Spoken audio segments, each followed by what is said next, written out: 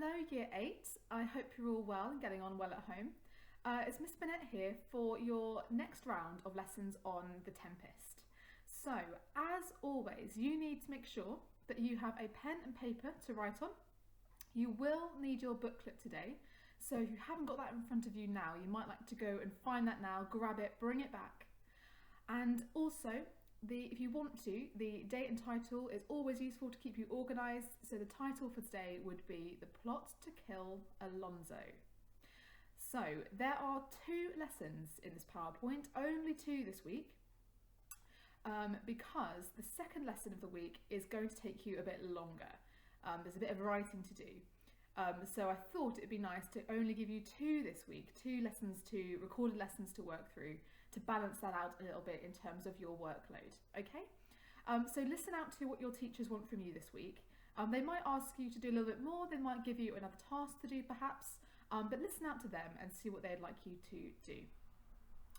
Okay, so pen and paper, booklet in front of you, date and title if that's what you're writing down. Obviously, if you're using SharePoint, then you can, when you finish this lesson, you can quickly go to the next slide and look for it that way. And obviously, if you're using YouTube, then once you finish this lesson, you might like to leave YouTube where it is, pause it where it is, so when you come back to it on your next day of English work, you can pick up from where you left off. Okay? So once you are ready, you might want to pause the slide here, just make sure everything is ready to go, and then you can make a start.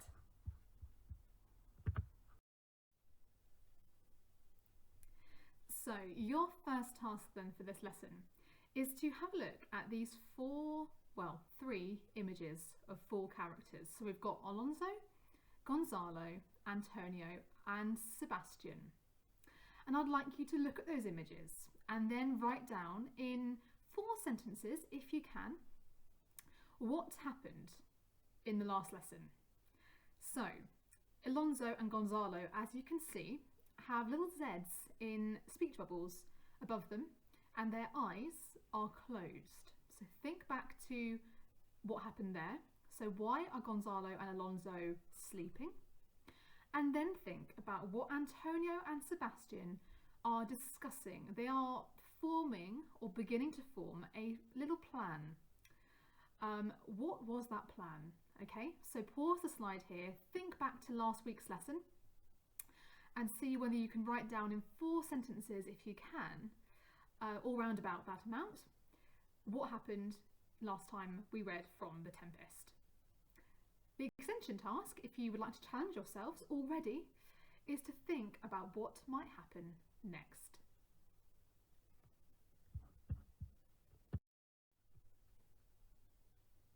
Right, okay, hopefully you managed to do that. Here are some ideas that you can now write down or you can think about if you were a bit stuck on that task. So last time you read and watched The Tempest, Ariel arrived on stage. We're always learning more about Ariel as we go through the play. And Ariel cast a sleeping spell that put Gonzalo and Alonso to sleep. Now, while they are sleeping sweetly, Antonio, not so sweet, begins to suggest that Sebastian could become king. Now, to do this, he would have to be ambitious and act while Alonso and Gonzalo are asleep. So he is suggesting, Antonio, that if they killed Alonso, Sebastian would become the next king of Naples. After a while, Sebastian begins to realise what Antonio is saying. He does not say no to that idea immediately.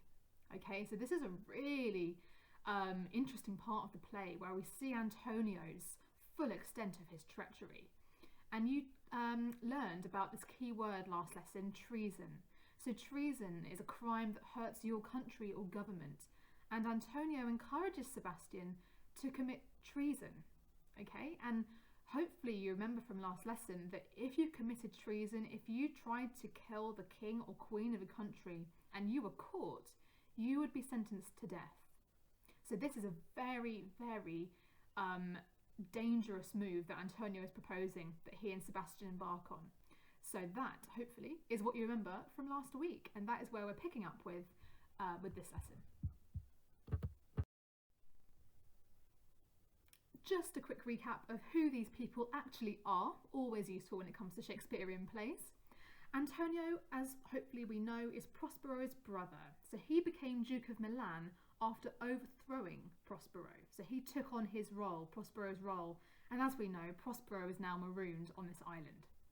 Sebastian is King Alonso's brother, so he helped Antonio usurp Prospero in the past. So Antonio and Sebastian do know each other fairly well, and they've both been involved in some pretty dangerous dealings, dangerous moves in the past to overthrow other people from their roles. So already we have a bit of a sense that something might be happening with these two characters, and we already are slightly worried about Alonso's fate. So the first plot we read in The Tempest was the love plot between Ferdinand and Miranda. Today we are going to return to plot 2, so the plot to kill Alonso. There are multiple plots in this play, and all that means, as you know, is that we have multiple kind of storylines all weaving together, and at the end of the play you'll see how they all come together and make come together at the end and make one big finale. But at the moment we're sort of weaving between multiple different storylines. Bear with us, because when you get to the end of the play it all comes together nice and neatly.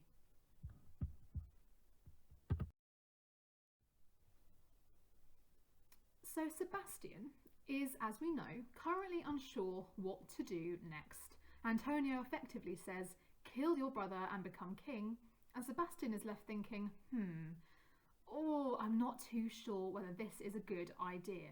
However, he doesn't say no at first. So he is debating this in his mind, and he is questioning whether this could actually happen. Antonio is very, very persuasive, and he is going to try to convince Sebastian to kill Alonso, Sebastian's brother.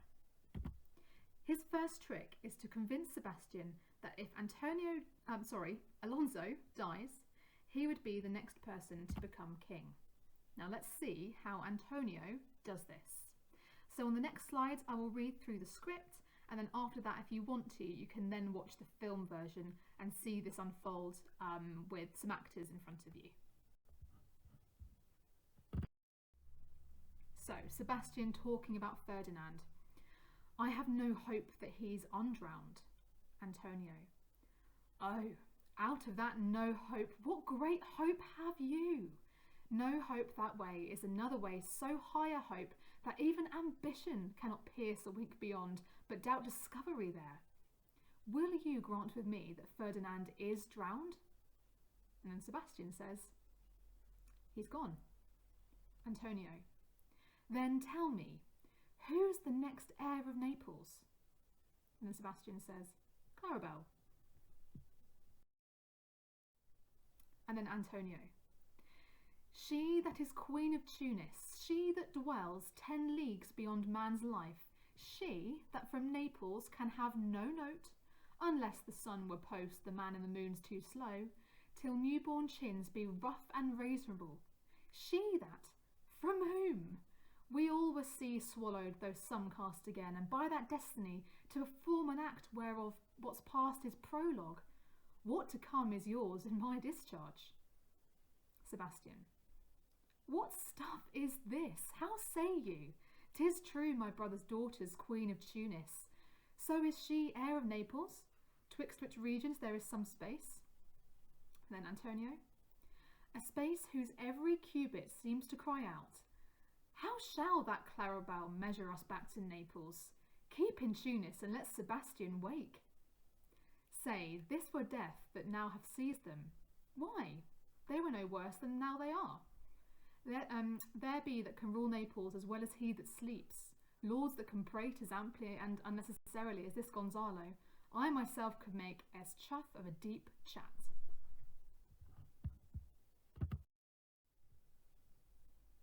Okay, so that's quite a tense scene. Now, if you want to watch this, you can do. Use the link here on the slide. Be mindful though that some of the text at the end has been adapted, okay? So because it's a film version, some script editors, they will take out particular lines to save a bit of time and also to present a certain mood. So a few little things have been changed at the end here, but not too much. The majority of the script is as I've just read it. So enjoy. Now, Antonio explains that if Alonso and Ferdinand were dead, Alonso's daughter Claribel would become Queen of Naples. So, are these statements true or false about Claribel, Alonso's daughter? So 1, Claribel is the Queen of Tunisia. 2, Claribel lives very close to Naples. 3, it would be hard for Claribel to rule Naples from Tunisia. And 4, it would be very quick to send messages between Tunisia and Naples. So you may like to pause the slide here and just have a think. You might like to go back to the previous slides and have a look perhaps at the script. Also look at my glossary, that might give you a little hint. Okay, so number 1 is true. Claribel is Queen of Tunisia, Queen of Tunis. Number 2 is false. Tunisia is very far from Naples, and actually Antonio gives that as a reason why Sebastian could become king, that Claribel couldn't possibly rule from as far away as Tunisia. Number 3 is true. So it would be hard for Claribel to rule Naples from Tunisia, as we've just said. And number 4 is false. So because of the geographical distance between the two places, it would be very difficult to send quick messages between the two places. Okay, so give yourselves some ticks if you got those correct. If not, just correct your answers now.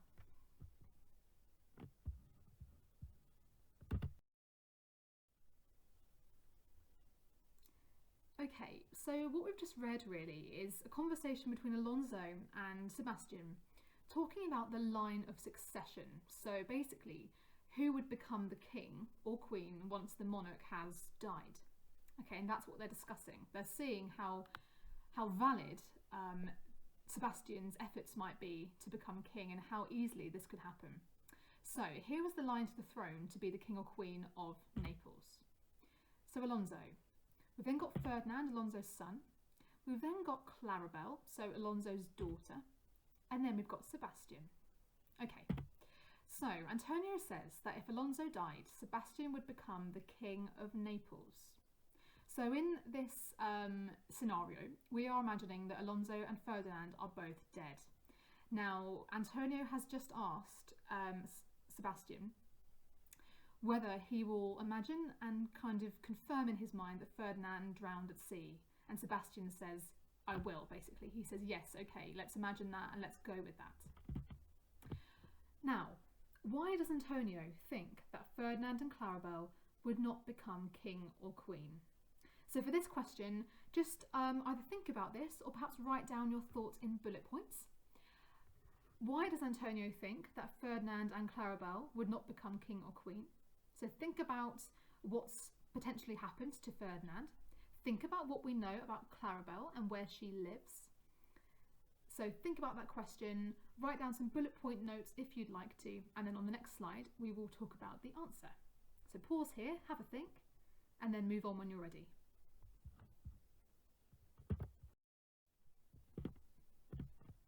So then, Antonio says if Alonso died, Sebastian would become the king of Naples. Well, why does he think that? Why doesn't he think that Ferdinand and Claribel would become king or queen themselves? Well, Antonio believes, or decides to assume and believe, that Ferdinand drowned in the storm and that Claribel is simply too far away to rule Naples. That her sons would be old and grey by the time she becomes a queen.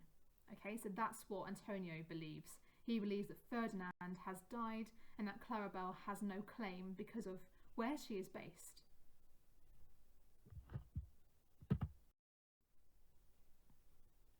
Let's carry on then. So this is the moment where Antonio truly begins to persuade Sebastian to kill Alonso. As we are reading, I would like you, if you can, to think about these questions. You might, for the first reading, might want to pick one of these questions so you're not having to think about all three at once. But it's entirely up to you. We will come back to these and talk about them afterwards, but it's just sometimes useful to have a few ideas in your mind or a question in your mind that you can focus on as you listen. So number 1, how does Antonio feel about being the Duke of Milan? Number 2, does Antonio show any regret for what he did to Prospero? And number 3, how does Antonio plan to kill Alonso? Okay?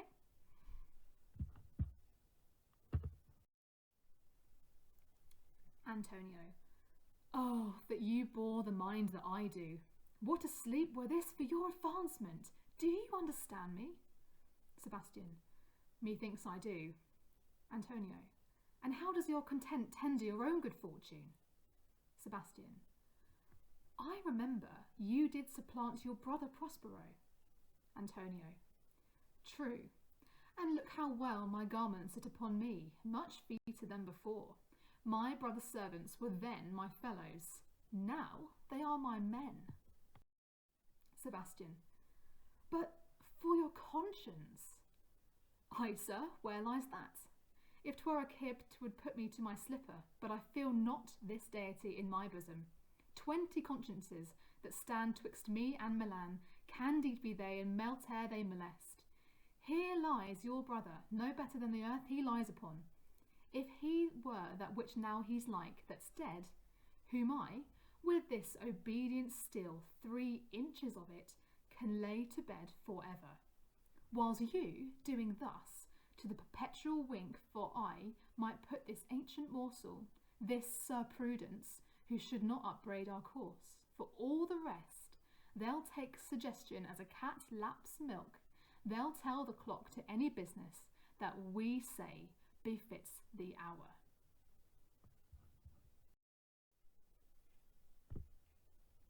Okay, so again, if you want to watch this scene from the film, then you can do.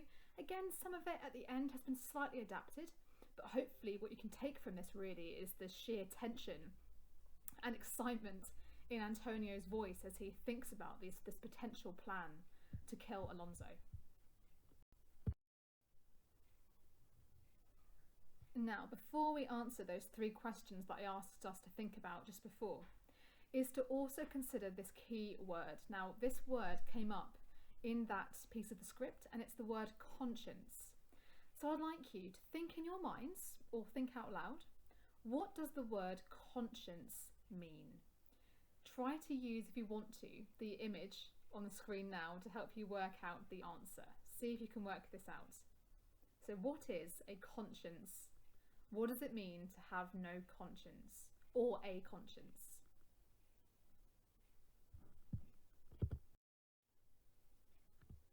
Did you get it right? I hope so. So a conscience is a person's moral sense of right and wrong. Sometimes it's viewed as a guide or an inner voice, basically telling you what to do for the right or for the wrong. Sometimes we see this depicted in literature as an angel and devil sitting on the shoulder of a character, and it really represents the inner conflict of a character. So we often associate this with words like regret, guilt, shame, but really conscience is that inner voice within us that tells us the right decision to make. Okay, but often we might have a feeling in our conscience of what to do next and what our next move should be. And sometimes if you feel that you have a guilty conscience, you feel that you've done something wrong, you really regret what you've done and you wish you could take it back because your conscience is telling you that you made the wrong choice. Okay?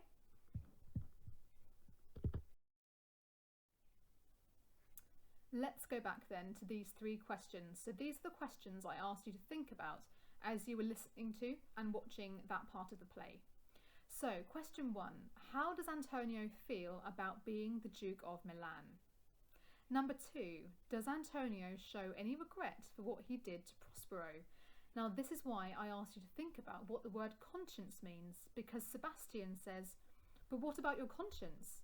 And Antonio says something back to him about his own conscience, showing us the answer to question 2. Okay, think about that. And question 3, how does Antonio plan to kill Alonso? Now to help you to write your answers to these questions, this is only a short response, so only a couple of sentences perhaps for each question. You can use the colours, so I've colour coded each of these questions in red, green and purple. If you go back to the previous slides, you'll be able to find some text highlighted in those colours. So if you're struggling with one of these questions, hunt for that colour and you'll find the answer somewhere within that coloured piece of writing. Okay, so use that to help you with these. Okay, pause the slide here and then move on when you are ready.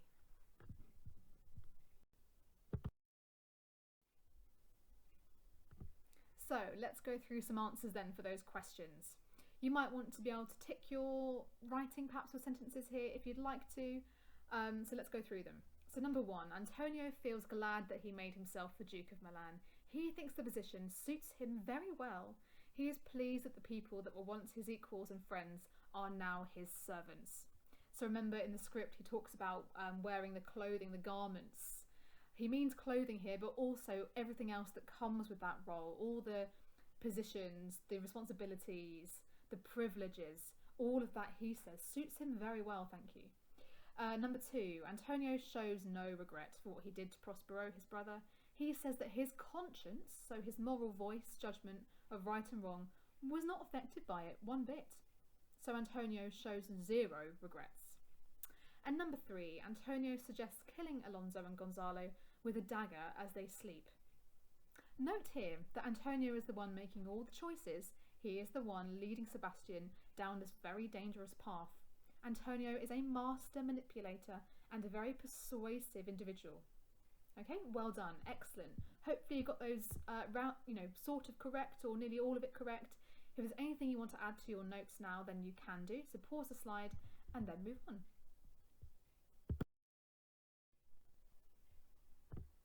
Right then, so this is your final task for this lesson. And this is when you need your booklet open in front of you. So you need the booklet open on page 16, I believe. And you have to complete the table showing how Antonio convinces Sebastian to kill Alonso. So you need to explain how Antonio persuades him for each idea that you're given on that table, and you also need to give a quotation. So here is a screenshot of that page in your booklet.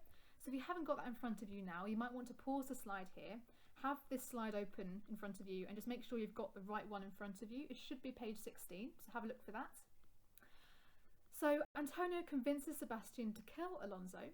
Sebastian is not sure whether he should kill Alonso and Gonzalo. He's unsure at this point. And to kind of help Sebastian make the right choice in Alonso's eyes, Alonso begins to persuade him. So here are some of Sebastian's concerns in that left-hand column there, Sebastian's concerns. What you need to do is then explain how Antonio persuades Sebastian for each of those concerns, for each of those points, that he actually should go ahead with this and that it's fine. So, for instance, let's look at Sebastian's concerns. So, concern 1, even if Alonso were dead, Ferdinand would be the next king. Concern 2, even if Alonso and Ferdinand were dead, Clarabelle would be the next queen. And then concern 3, I would feel terrible if I killed my brother. Okay, so these are all very valid concerns from Sebastian, and concerns that anyone would have in that position. Now, Antonio takes it upon himself to persuade Sebastian that his concerns are unfounded, and that it's more worth him to go through with this crime than to not to. Okay, so I've filled in the first row for us. So how does Antonio explain that Sebastian shouldn't be concerned? Well, in terms of the first concern, if Alonso were dead, Ferdinand would be the next king, Antonio explains that and then persuades Sebastian that Ferdinand drowned at sea. So actually, he's saying to Sebastian here, well, Ferdinand isn't a threat because he's dead already. So that's what he's saying here. Obviously, we don't know, and they don't know at the moment, whether that's even true, but they take it upon themselves to think that anyway. Okay, you then need to give a quote, and I've obviously done the first one for us. So the quote that shows this point is, will you grant with me that Ferdinand is drowned? So basically there, Antonio is saying, will you say with me, will you agree with me that Ferdinand is drowned, that he drowned in the storm? Just say that, just agree with me. Okay, and that's a quote there to show that. Okay, so the first row's done for us. So what you can do now is you can copy down these notes into your own copy of the booklet. You could also add anything that you want to add if you want to challenge yourselves, but that's fine as it is for now. Concern 2, so even if Alonso and Ferdinand were dead, Clarabelle would be the next queen. I've already filled in a quote for that one, so all you need to do is write down what Antonio is saying meaning by this. So the quote is, she that is Queen of Tunis, she that dwells 10 leagues beyond man's life. Okay, so here in this box here, what you need to write down is what Antonio is saying here. So why does he think that Claribel isn't a threat? How is this helping Sebastian to feel happy that he's doing the right thing? For this one, you might want to go back to the script and look at the glossary to find out what 10 leagues means. Okay, and then the final one, I would feel terrible if I killed my brother. That one you are going to complete completely independently. Okay, so again, for this you want to look back through the script that you've just listened to and read, and you'll find all of the answers in there.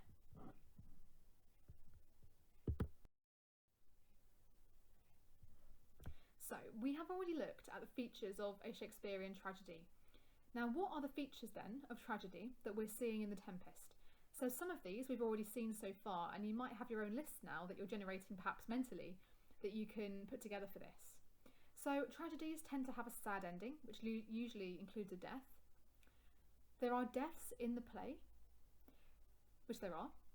3, there is at least one murder plot. So we have just read a murder plot.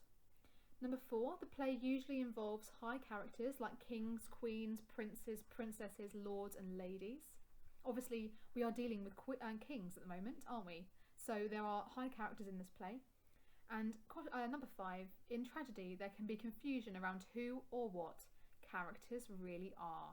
Now, obviously, we are seeing this as well, this kind of confusion, because Alonso trusts Antonio and Sebastian, and here they are, conspiring against him and committing treason, potentially, against them as well. Okay, so hopefully you can see that some of these, not all of them, but some of these tragic elements are now being seen in The Tempest. Okay, obviously not all of them, but some of them are definitely being seen in this play so far. So it definitely conforms in some way to the features of a typical tragic play.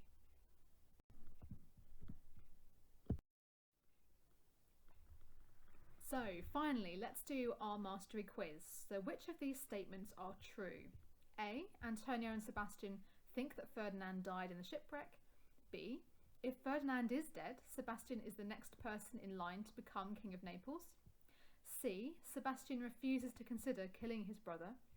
D, Antonio does not feel regret for what he did to Prospero. Or E, Antonio and Sebastian plan to strangle Alonso and Gonzalo as they sleep. Okay, what do you think? Have a read of those statements. Which ones are true?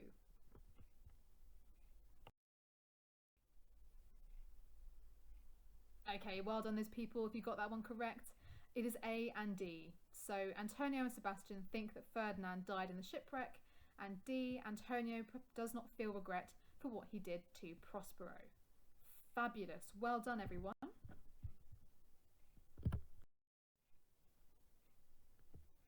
Okay, everyone, well done. That is the end of the first lesson for this week. So you've done brilliantly. Well done, as Simon Cowell might say if he's in a good mood.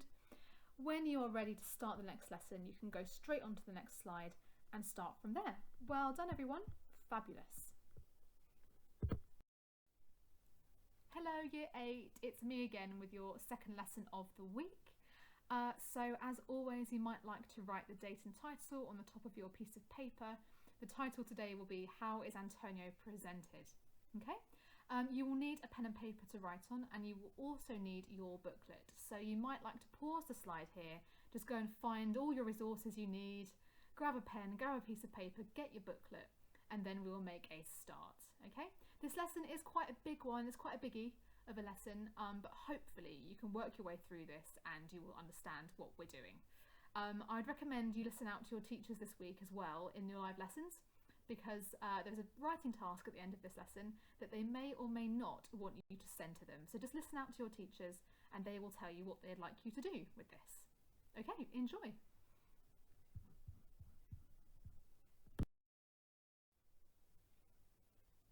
Alright then, so for your do now task, I would like you to read the quotations above and think about what this tells us about Antonio's conscience. So yesterday we thought about the keyword conscience and we watched the scheming unfold between Antonio and Sebastian as Antonio tries to persuade him to murder King Alonso.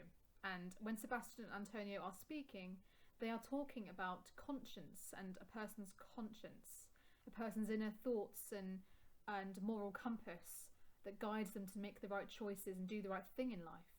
Sebastian says to Antonio, "But what for your conscience?" And Antonio says, "Aye, sir, where lies that?" Okay, so what does that tell us about Antonio's conscience when he says, "Aye, sir, where lies that?" Okay, pause, have a think. Pause the slide and then I'll discuss the answer. Okay, so when Sebastian is asking Antonio about his conscience, he's referring to the time when Antonio usurped his brother Prospero to become the Duke of Milan. So Sebastian is saying to him, well, didn't you feel guilty when you did that to him? What about our consciences? And Antonio says back, well, where is that? Where lies my conscience? Which basically implies he doesn't have one. He doesn't know where his conscience is. He doesn't feel guilt for anything he has done so far. Okay, so if you had that idea in your mind, well done. So today we are going to return to plot 2. So the plot to kill Alonso. Okay, and we're going to get really to the end of this moment, this scene in the play. Okay then, so we're actually going to watch the next part of the play rather than reading it. And Antonio at this point has now persuaded Sebastian to kill Alonso. So he's won. Sebastian has decided that he will kill his own brother. So Antonio is feeling quite proud of himself at this point. And Sebastian, to show his loyalty, says this: "Thy case, dear friend, shall be my precedent. As thou gotst Milan, I'll come by Naples.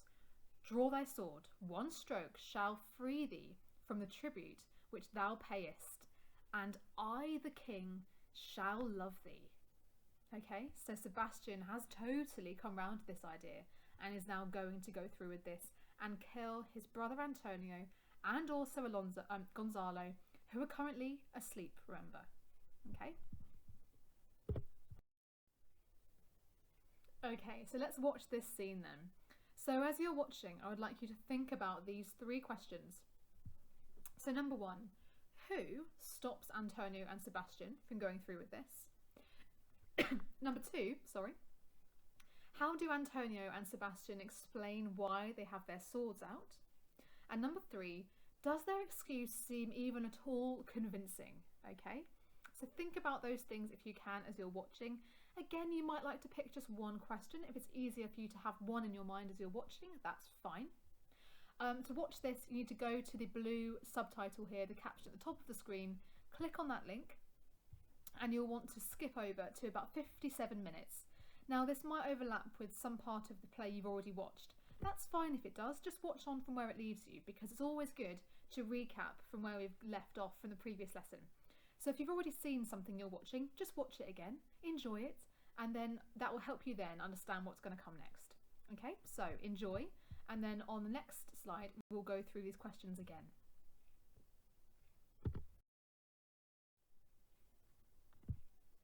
Alright then, so hopefully you enjoyed that scene. So these questions that we had in our minds then, in the green text here are some answers really that you can think about to these questions. So number 1, who stops Antonio and Sebastian? Well, as we know, it was Ariel. So Ariel whispers into Gonzalo's ear to wake him up. Gonzalo calls out and then wakes Alonso. So Ariel, the one who put them to sleep in the first place, is also the one who wakes them up. Okay, so Ariel's magical powers actually give him a lot of authority and a lot of control on this island. Obviously, he's being guided by Prospero, isn't he, as we know, and Ariel was a form, in a way, of a slave to Prospero. So Ariel is the one who stops Antonio and Sebastian from committing this treacherous act. Number 2, so Antonio and Sebastian say that they heard lions and bulls coming to attack them, which is why they had their swords out, because they wanted to protect Gonzalo and Alonso, of course. Okay, so that's what they say, that's their justification for having the swords out and against them. Number 3, did you find that excuse convincing? Well, I'll leave that up to you to think about, for you to decide. I think actually that it is not very convincing, but Alonso and Gonzalo, do they have much cause to distrust Antonio and Sebastian? Well, if they're being clever, they ought to, because Antonio is a character who has already betrayed the person he is loyal to, his brother Prospero, in the past. So if they're being clever, they'll have already thought ahead perhaps about that. But it's up to you to make up your mind on that one. Okay? Today, you are going to answer this question. So how is Antonio presented in The Tempest? Now, to answer this question, you are going to do two things. Firstly, you're going to write about how Prospero describes Antonio. So this will be from a passage we have not read in a while, and we're going to call this the unseen extract. So this is something we haven't read for a little while now, quite a few lessons. So it'll be less familiar to us, but we'll go through that in a second. And then number two, you're going to write about Antonio in the scene we have already studied, so one we've already gone into detail about. Okay? So that's how you're going to answer this question at the end of this lesson. Okay? So for this task, you need to have your booklet in front of you, and you need to be on page 17. So let's look at the first part of our answer. So write about how Prospero describes Antonio. This will be from a passage we've not read in a while, the unseen extract. So this is page 17. Now what we're going to do first of all is read the extract where Prospero describes Antonio, and you need to make some notes on how Antonio is presented by his actions in the extract. So hopefully you've got page 17 out in front of you, and I'm just going to read to you this part of Prospero's speech. So in your thinking as I'm reading this, how is Antonio presented? Okay, so Prospero is speaking, but you're thinking about how Antonio is presented. So in the extract, Prospero is describing how Antonio and Alonso sent him and Miranda away from Milan. So Prospero says, "In few, they hurried us aboard a bark, bore us some leagues to sea, where they prepared a rotten carcass of a boat, not rigged, nor tackles, sail, nor mast. The very rats instinctively had quit it. There they hoist us to cry to the sea." Okay, so that's what Prospero says, and what he's talking about there is the moment where he and Miranda, his daughter, were sent away from Milan in a boat. Now we've looked at this before, we've looked at these key quotes before, and we analysed the carcass of a boat, that metaphor that linked the boat to a rotten carcass of an animal of some kind. So the boat was never, fit for purpose. It was never a safe way to travel. Okay, so hopefully that makes sense. What you then have to do which I'll talk you through on the next slide, and it's in the box beneath that extract on your piece of paper, is you have to make some notes on how Antonio is presented here. Okay, so go to the next slide and I'll explain a bit more of how to do that. So what you have to do to help you with this task is you have to read Prospero's speech and think, right, how does Antonio come across to us in this extract? How is he being presented? Now what you have to do is think, okay, Prospero is talking here about the moment Antonio and Alonso together sent he and Miranda, his daughter, away from Milan. Okay, so everything that happened to Prospero here was caused by Antonio. So even though he's not talking about Antonio specifically as a person, we can get a lot about Antonio, we can understand a lot about him from these quotes, from Prospero's recount of what happened to him. So what I've done to help, and you can do this as well, you can copy this if you want to, is I've underlined some key quotes in red lines. So what you could do is highlight these, circle them or underline them, whatever's clearest for you. And then what you want to do is in the notes box underneath is write down what those quotes, or perhaps pick one or two of them, what do those quotes tell us about Antonio as a person? Okay, so you want to pause the slide here and write down some notes about that. If you're stuck, however, or you want to check your answers, pause the slide here, and then once you've finished, unpause, and then I will discuss with you my thoughts on this that you can add to if you want to. Okay, so pause here and then unpause when you're ready to move on. Okay, so here are my thoughts. So I've taken each quote and I've thought, right, what does that tell us about Antonio's personality? So Prospero says that he gave him a rotten carcass of a boat, That obviously tells us that the boat was already broken and damaged. So look at the images at the top here on the screen. These might help you a little bit as well if you're stuck. It was already damaged, so that implies that Antonio wanted him to die. He is murderous and cruel. Okay? Quote 2, so nor tackle, sail, nor mast. So the boat had no sail or mast, so he couldn't sail it. It was not fit for purpose. There was no way for there was no way for Prospero to sail this boat and control it and guide it to safety. So again, Antonio was deliberately setting them off with a boat that wasn't fit for purpose. And then finally, the rats instinctively had quit it. It was so bad, even the rats couldn't stand it and left. That's what that quote means. Even the rats couldn't bear it. And basically what that tells us about Antonio is that he doesn't treat Prospero as a human being. There's also a child on this boat. This is Antonio's niece. It's hard to imagine, isn't it? And he doesn't care. He literally gives them a carcass of a boat that even isn't good for rats to live in. So he has no respect for his brother and niece, and there's no kindness shown here at all. Okay, so hopefully that makes sense. If you want to add any of these ideas to your own notes, then pause the slide now and you can add them. Well done, everyone.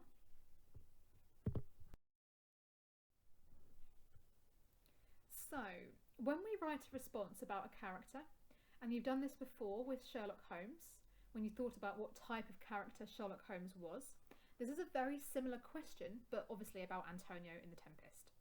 And we always need to think about how we can sum up these characters in some key adjectives, because that then helps us to write our responses, because we have a good focus on which to hinge all of our ideas and all of our analysis.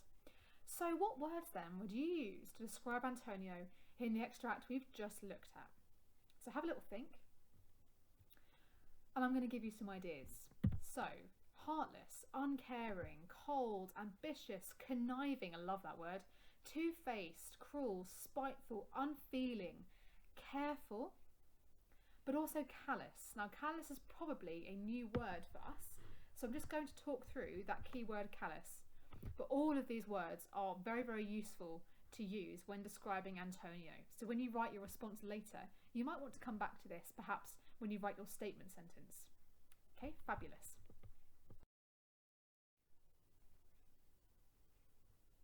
So this word callous, this might be new to a lot of us. If someone is callous, they are cruel and do not care about other people. So let's look at these sentences to see how this word callous can be used in a sentence. So for instance, the callous thief stole the children's gifts from under the Christmas tree. What a callous person that is. Number 2, the army showed callous disregard for innocent lives. So that's describing there an army that is cruel, doesn't care that they are injuring innocent people. And then finally, the Joker didn't care about Gotham City. He callously detonated the bomb. Okay? So callous just means cruel and uncaring. Okay? So obviously you could use the word cruel in your writing if you wanted to, but if you want to really impress your teachers with your analysis and your paragraph skills, try and use the word callous. Let's try and stretch our vocabulary a little bit now. Okay?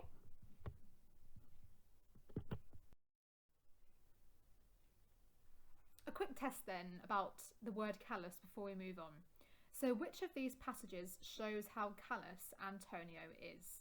So Sebastian, but for your conscience, Antonio says, "Ay, sir, where lies that? I feel not this deity in my bosom." Does that show him being callous and not caring about other people? Have a think. B, Antonio says, "Noble Sebastian, thou lett'st thy fortune sleep.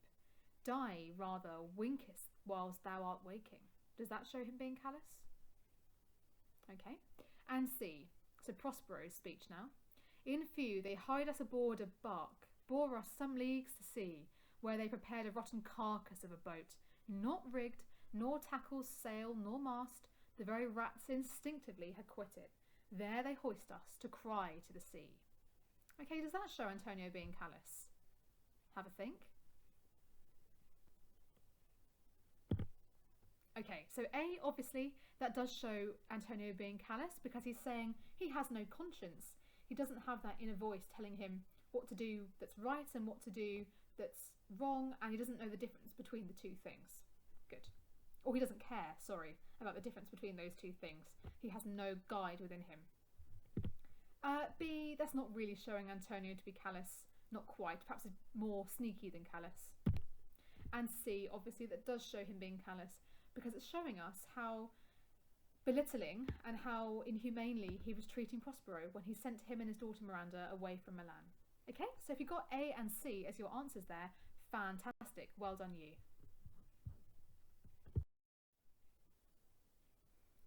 So we have already now completed part 1 of our planning to answer the question about Antonio. So now we have to move on to part 2, and this is where we write and make notes about Antonio in a scene that we have already studied, we've already looked at in a bit more detail.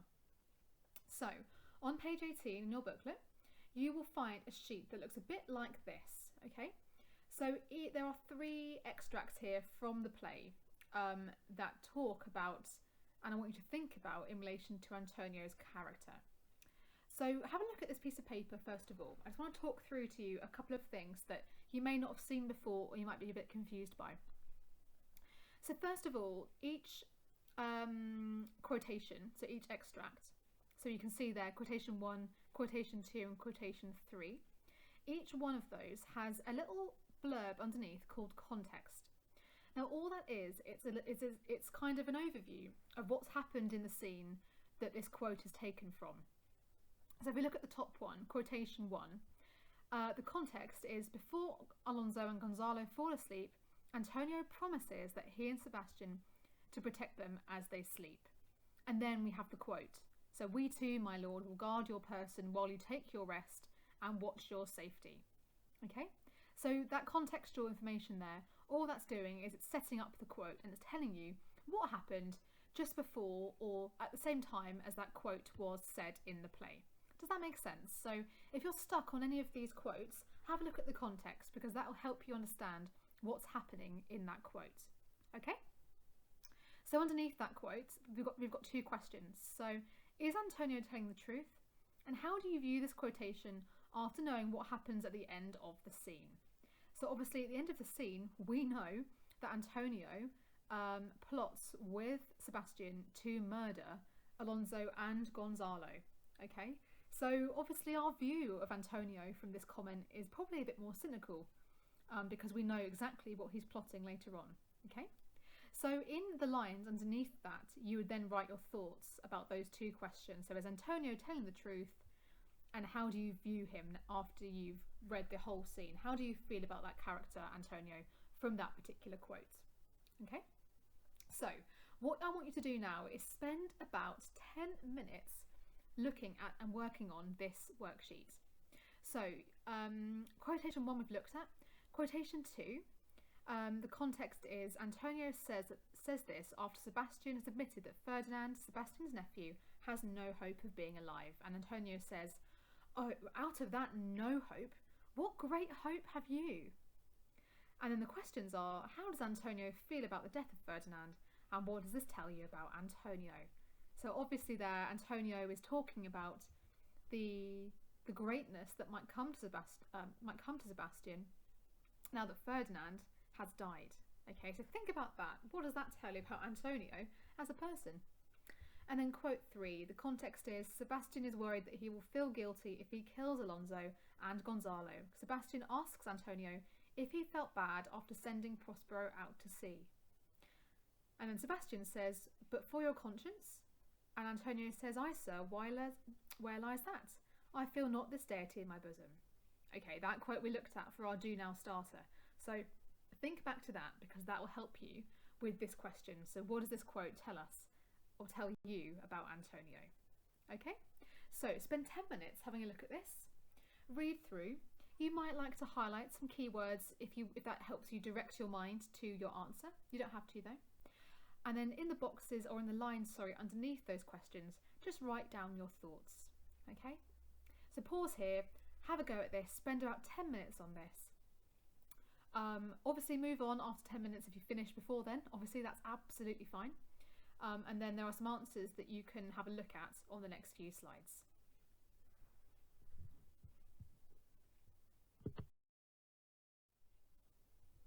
So if you want to go through with some answers, You might like to copy down some of the ideas that I've made, but you don't have to, obviously. You could just use this as a way to check your answers to make sure you're on the right lines, okay? So, quotation 1. I've written down in my notes that Antonio uses this as an opportunity to manipulate Sebastian. He's not really telling the truth, is he? Not really, although the plan hasn't totally been formulated yet, but we can already sense that perhaps there is some plotting afoot, even if at this point Antonio doesn't quite know the nature of this. We are suspicious as an audience because we know that Antonio plots to kill King Alonso, and they are caught with swords later in the scene. Okay, so because we know what happens at the end of the scene, reading back on this, we are already quite suspicious of him, and we already think that he might have some dangerous plans afoot. Okay, so well done if you got those correct.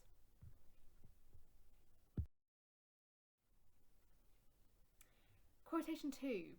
So I've put as my notes that Antonio does not show any sadness at Ferdinand's death. He encourages Sebastian to see it as an opportunity instead of taking time to grieve for his nephew.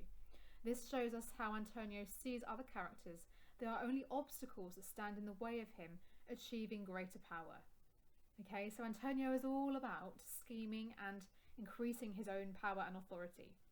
So he doesn't really care that he's doing something treacherous, you know, killing the king, going against God. We talked about that with Mrs. Calloway last week. He doesn't care about that. All he cares about is himself and his own attempt at encouraging more power. Because remember that Sebastian does say to him, to Antonio, that if he pulls this off, if this works, he will remember that. He'll remember Antonio's help, and he will kind of give him benefits in society because of how much he helped him to get that power. Okay, again, well done, excellent. And finally, quotation 3. So what does that tell us about Antonio? Nice easy one, really. Antonio confesses, seemingly without any guilt, that he has no conscience. He questions Sebastian, where lies that? As if he cannot find it himself.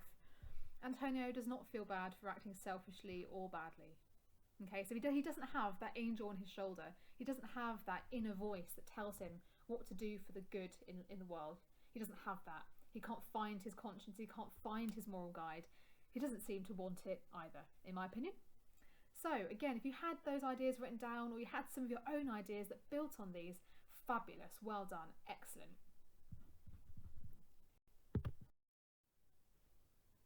Alright then, so this is the question we are going to be answering. So how is Antonio presented in The Tempest? Now you are going to write about 2 seized paragraphs to answer this question.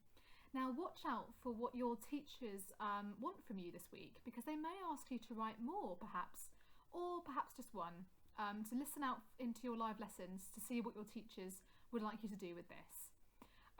The reason why we're writing more than one perhaps this week is so you can practice writing about a character across 2 different parts of the play, okay? So it's a really good skill to try and practice. And I hasten to add as well that this will be the first time you've done this for a little while. So if this feels quite tricky this week, that's perfectly normal. And if you are struggling with this, please just ask your teachers for a bit of help, and they will be happy to help you in the live lessons or via email, okay? So just give this your absolute best shot, because it is quite tricky, but as I talk you through this, hopefully it will begin to make a bit more sense, okay? So you have to write 1 seized paragraph about how Antonio was presented in the unseen extract. So that is the one about the boat. Now that is the first sheet we wrote on in this lesson, okay?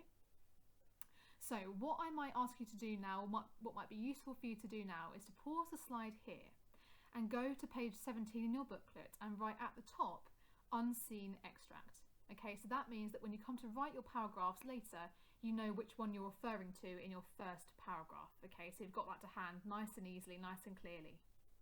Once you've done that, you are going to write 1 more seized paragraph about how Antonio is presented in the rest of the play. Now that is the sheet we have just looked at together. So you'll pick 1 of those quotes, and that will form the basis for your second paragraph.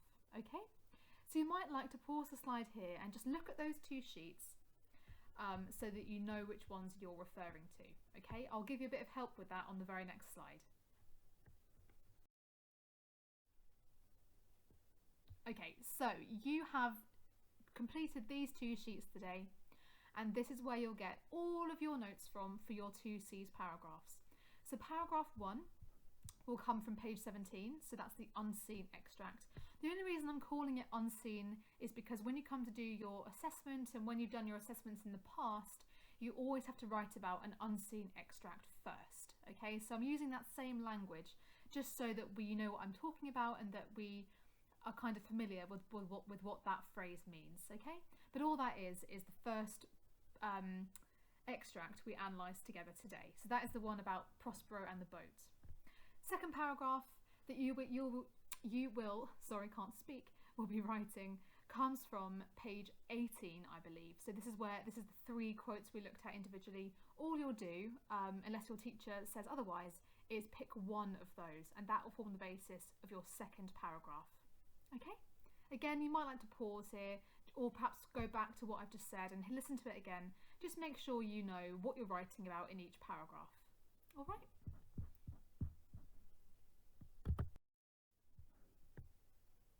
Okay, so it's really important before we start looking at any model answers or do any writing that we know how we structure our C's paragraphs.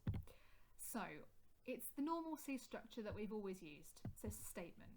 So state what type of character Antonio is presented as in this scene. Okay, so those adjectives we looked at a few slides ago about Antonio, you'll get your ideas for that statement from one of those keywords. Evidence. So briefly explain a part of the scene where Antonio shows this characteristic, so that personality trait, and then provide a quote to support your statement. Okay, so I'll show you that in practice in a second. Inference. So explain how the quotation shows how Antonio has been presented in the scene. Okay, so just explain what the quote tells us about him. Zoom in. So zoom in on a keyword from that quotation. What does it tell us about Antonio? And then the effect on the audience. How does Shakespeare want us to feel about Antonio as a character? Okay, so that is the structure of your first paragraph.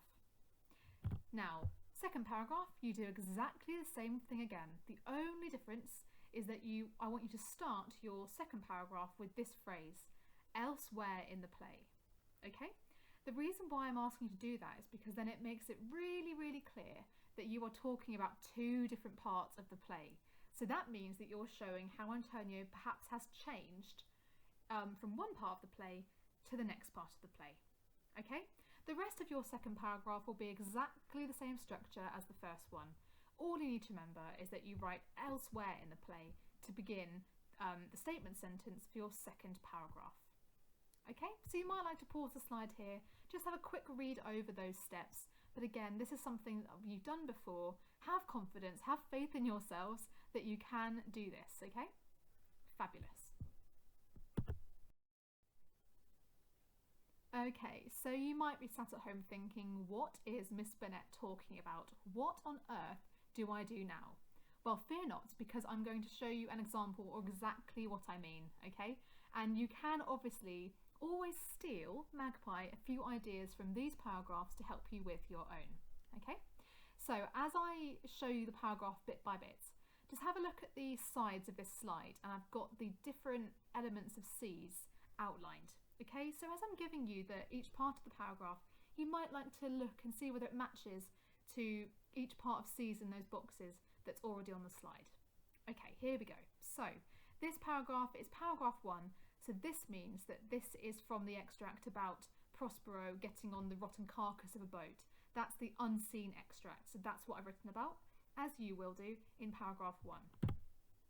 So in the extract from Act 1, Scene 2, Prospero describes the callous treatment he experienced from Antonio. Okay, nice short statement sentence, and I've used there the key word callous, so the key adjective. So try if you can, when you write a statement sentence, to sum up the character in one adjective. That's a nice little tip to help you. Evidence. When he was banished from Milan, Prospero says that Antonio prepared him and Miranda with a rotten carcass of a boat. Okay, so a quote from the play there. Inference. By comparing the boat to a carcass, Prospero shows how dangerous the boat is. Zoom in. So the adjective carcass, I've just realised that I put the quotations around adjective rather than the word carcass. Apologies for that, you can do better than I can. Links to a skeleton form, so the boat would not have been very large and the shell of the boat was probably very thin, easily destroyed by further travel. Okay, so that was the zoom in. So zooming in on the keyword carcass there. Effect on the audience. So this memory makes the audience think that Antonio is incredibly cruel and murderous, as he intentionally gave his brother a boat that would be impossible to sail, ensuring almost certain death. Okay, so hopefully from that paragraph you can see that I've A, taken a quote from extract 1, the unseen extract that we've looked at together. So that's what the first thing you need to make sure you've done is use a quote from that extract. Secondly, I have made sure I've referred to Antonio and how this shows his personality. Now I would say, actually, looking back on my own paragraph and reflection, that I could have made that a bit better. I could have referred to Antonio's personality, perhaps in the zoom in or perhaps in the inference, where actually I've talked more about the boat than Antonio's personality. However, it's still a good paragraph because I've made sure at the very end of the paragraph that I've made it all about Antonio. I've linked it back to that question about how Antonio is presented in the Tempest. Does that make sense? So you're using your normal C structure, but just make sure you're writing about the unseen extract here and about that boat. Now you could pick this quote I've used to help you for your first paragraph, or you could pick another quote from that one extract. Okay? Fab. And hopefully you can see how each part there links up to C's. And just remember there that in the zoom in, make sure you put quotation marks around the word, not the word adjective like I've done in a very silly way. So make sure you get that one right, everyone.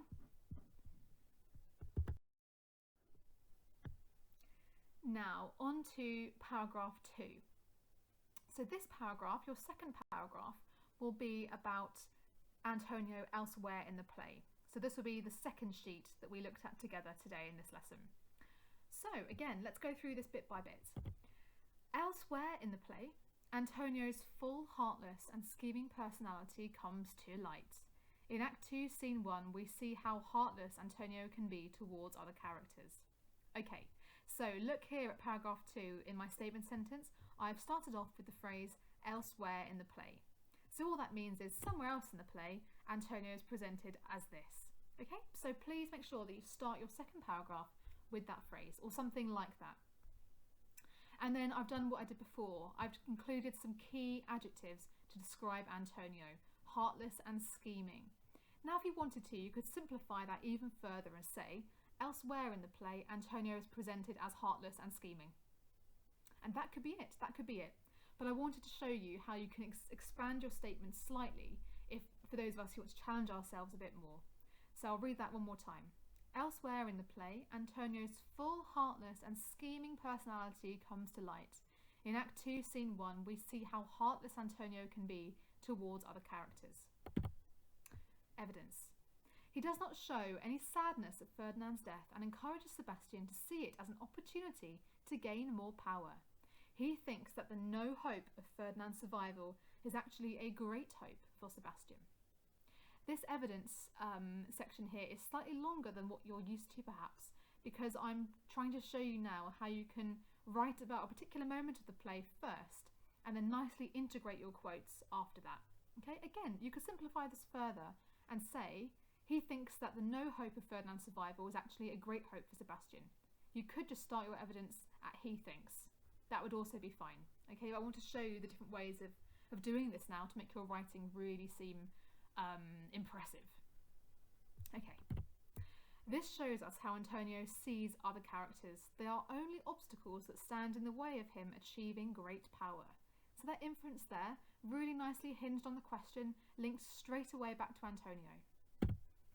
The way in which Antonio twists and repeats Sebastian's use of the word hope further emphasises how he is trying to put treacherous ideas into Sebastian's head, persuading him to act in a dangerous way.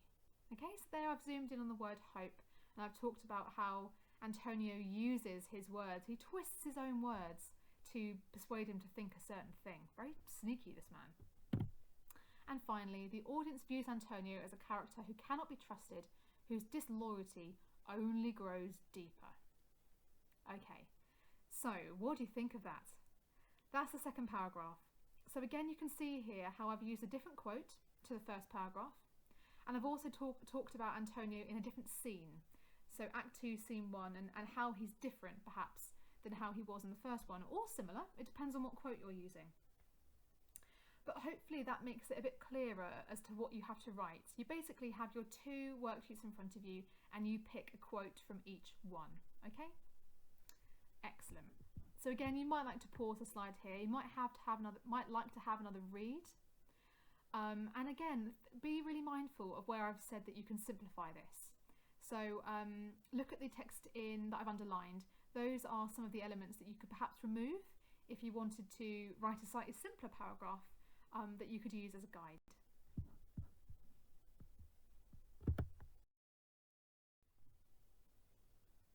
If you want to have a read of both paragraphs together, you can have a look at this. So this is also a slightly simplified version. So what I've done is I've taken out some of the details in these paragraphs and just kind of left every element of C's to one sentence or two sentences. Okay, so if you want to have a look at this to see a simplified, slightly simplified, I should say, version of those paragraphs, then you might like to have a read of this.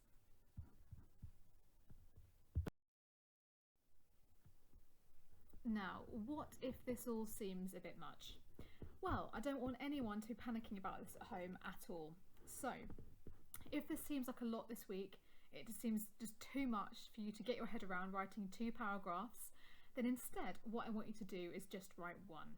Okay, so if you'd prefer to just write one C's paragraph about Antonio, then you can do.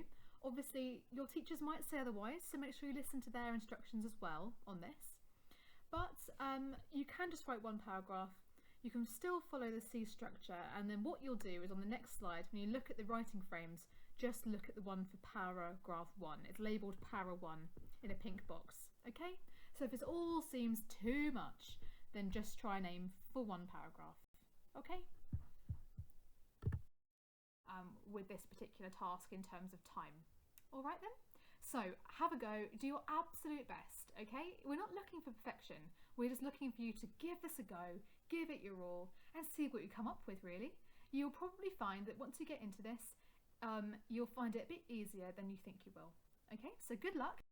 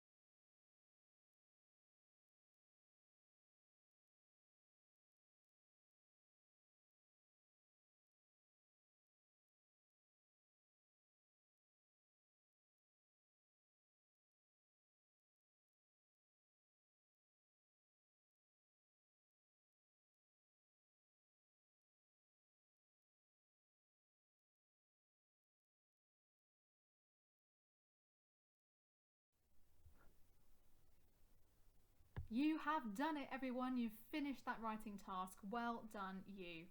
Now, your teachers might ask you to send this to them, or they might not. So again, listen out to them in your live lessons, and they'll tell you what to do and what they'd like you to do with this piece of work you've just created. I'm sure it's fabulous. Well done. So could you have a quick look through now and just make sure that you have done these things? Please check there are no run-on sentences. Please also make sure that each proper noun, so a name, begins with a capital letter. Make sure we've done that, please. You might like to circle them if you've written on paper. Check 3, make sure you've used pronouns clearly and accurately when writing about two men. So if you're writing about Prospero and Antonio, or Antonio and Sebastian, please make sure that if you're using the pronoun he, that it's clear which he you are referring to. So that might mean you have to change one of those pronouns to turn that into a name, for instance. And then check 4, make sure spellings are as accurate as possible. So have a look at that and then move on to our final mastery quiz. Woohoo, well done everyone, nearly finished. Okay, it's the final quiz. So, what does this quotation show us about Antonio? So Sebastian says, "But for your conscience?" And Antonio says, "Aye, sir, where lies that? I feel not this deity in my bosom." Okay, again we looked at this in the do now. So is it A, Antonio wants to kill Alonso and Gonzalo? Is it B, Antonio felt no regret about sending his brother out to sea? Or is it C, Antonio will become Duke of Milan if he kills Alonso? D, Sebastian makes Antonio think carefully about how he treated Prospero. Sebastian's question makes Antonio begin to feel regret for what he did to Prospero. Or is it E, Sebastian agrees to kill Alonso because of the example of Antonio taking power from Prospero? Okay, pause the slide, have a think. Okay, well done everyone. If you got that correct, it is B. So Antonio felt no regrets. He has no clear conscience about sending his brother out to sea. He has no guilty conscience, sorry, I should say, about doing that to poor Prospero. Okay, well done everyone. If you got that one correct, excellent.